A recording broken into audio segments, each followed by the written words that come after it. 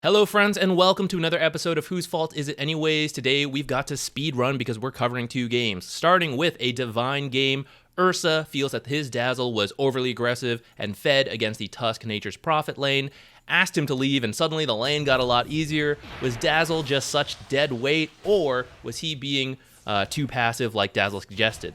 Well, I agree with you, Dazzle was too aggressive, went out of position and fed a couple times.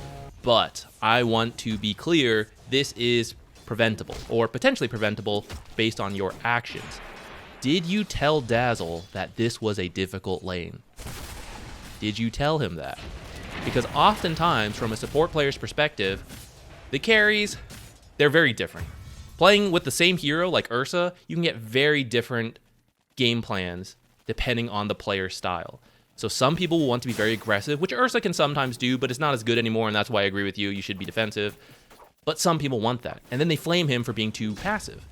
You need to share your vision. If you know exactly what the support should do in this lane to help you have a good game, is it the support's fault for not doing it, or is it your fault for not letting him know, I just want to be defensive, I want to get a couple levels, and then I can be aggressive with you, just play safe until then, right?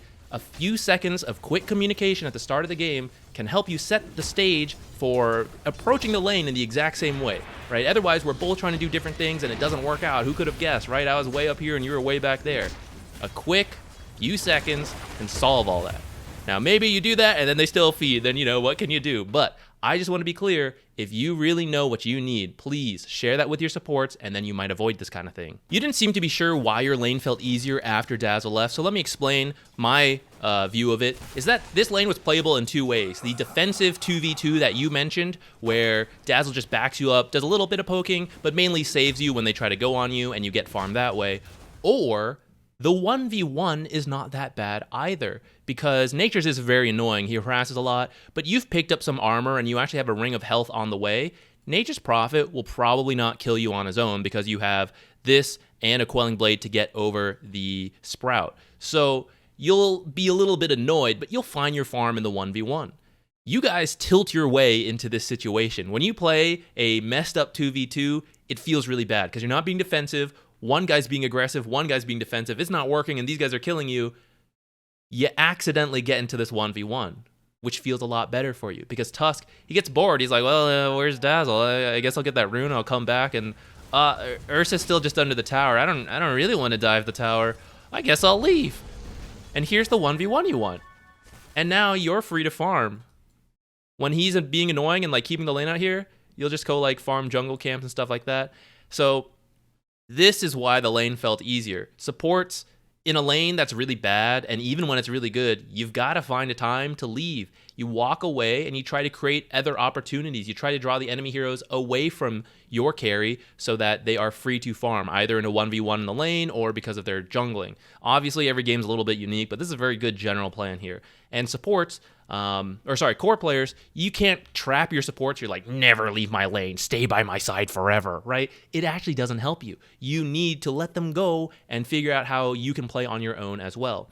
Now, Tusk's mistake here is actually, he probably should stay and help close this lane out. Do a couple pulls, allow them to dive this tower, really push it out, and then kill you, the Ursa, if you stay too long, or force you to jungle, and your team starts to lose the map. But he leaves a little bit too soon to go play in other parts of the map, and Nature's Prophet isn't able to take this tower too quickly against you, just due to the way things happen. Rotations come down later, and so that's why this felt better to you. I just find the idea that you guys tilted into the correct play kind of funny, though. Here you are, hey, you piece of shit feeder, why don't you try and just go make space somewhere else on the map? Bring Tusk away from me, who is the key deciding factor in whether I die or not, and then maybe I can farm in this 1v1 and you can create opportunities on the other parts of the map. Hey, you passive asshole, maybe I will walk away and I can TP back down here to help you out if they 2v1 you, and if I do succeed in drawing Tusk away, you can farm, but if they continue to 2v1 you, we'll try to open up the map somewhere else. Mistakes will happen and it'll feel bad, but I promise you there's almost always something you can be doing to try to work your way back into the game, so don't get too tilted and stay focused. Next, we have a Herald Ember Spirit who is having a pretty good game. You picked up this DD, and there's a team fight coming up that you thought, oh, we should be able to win this. It looks good. Well, we don't. What happened? Is it my fault? Did my team screw up? What's going on here?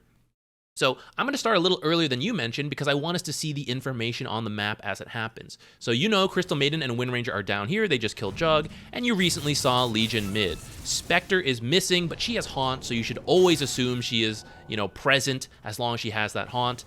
And you come down here to try to make a play happen, but they back off, and you end up going mid. So as you see this Mirana come down here, and we no longer see those other 3 heroes, the Legion, the Crystal Maiden, and the Wind Ranger, you should still assume they're down here. They may have teleported somewhere else, but until you see that, you have to kind of guess that they're here. So essentially, all 5 heroes are in the bottom part of the map for the enemy team. Your Juggernaut just TP'd top. Now, he probably shouldn't be joining fights, but in theory, if he was supposed to join a fight, he cannot, because he does not have his teleport anymore. His teleport is on cooldown. And yours is actually missing because of, that first play. So I'm kind of okay with trying to get this Mirana because you guys see her in the ward. You try to go for her. At the same time, it's fairly risky because the enemy team is nearby somewhere around here and they could help.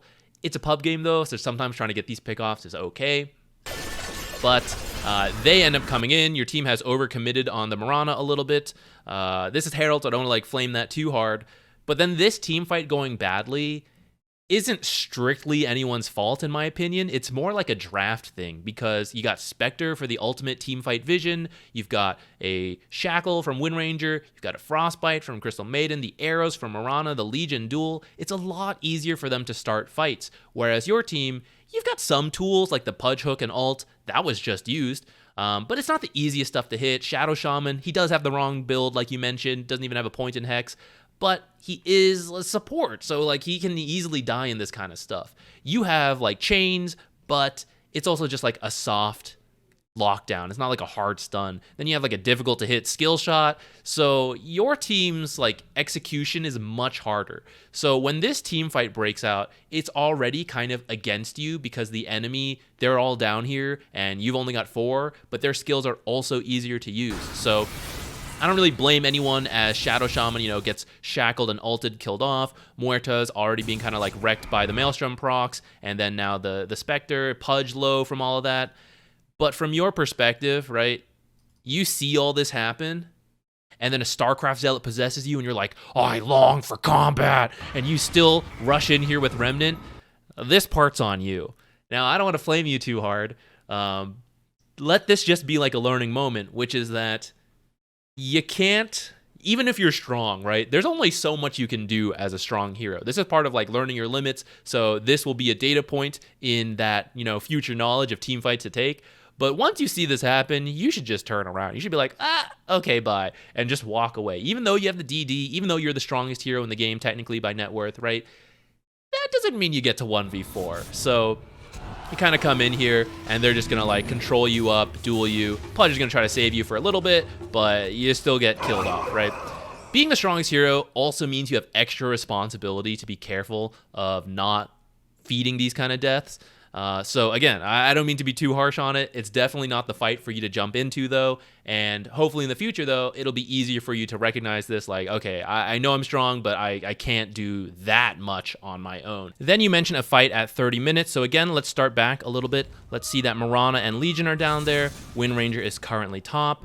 And you're going to try to go, split the waves. I actually quite like this play. And then we back off again, right? So now Crystal Maiden's here, Mirana was here, and I just saw Legion over here. We haven't seen Wind Ranger at this time, but at any moment she could be TPing down here to join her team. That's actually what she happens to be doing right now. We don't see Spectre. She was recently dead. Her Haunt, it's actually not up right now, but it's almost up. And I'm guessing you guys probably don't know exactly the time either, right? But you should have a feeling it's been a while. It's close. So it's that same idea. You guys are all technically on the bottom half of the map, but can Pudge instantly help Jug? No. Can you instantly help Jug? No. Muerta? No, but she's kind of the closest, next to the Shadow Shaman.